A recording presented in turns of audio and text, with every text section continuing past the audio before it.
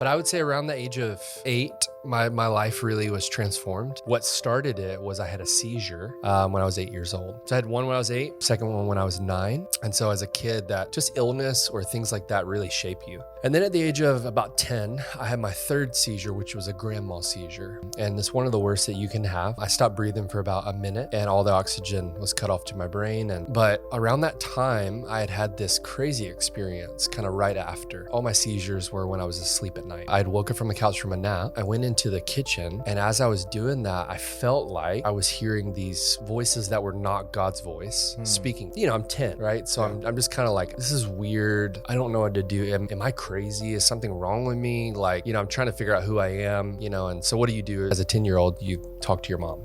So I went up to my mom and I just told her, I was like, Mom, I'm terrified. Like I'm hearing these voices speak to me.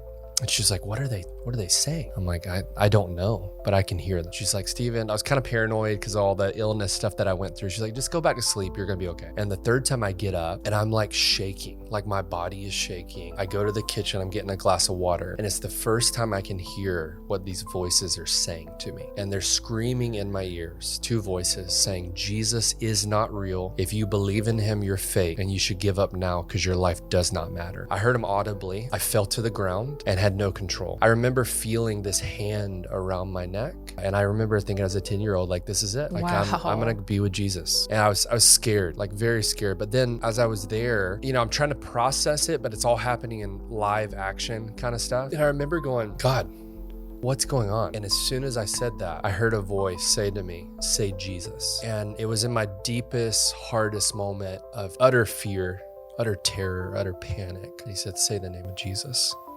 And so I said, Jesus. And as soon as I said it, hand came off my neck, both voices shut. And that was the beginning of Christianity for me.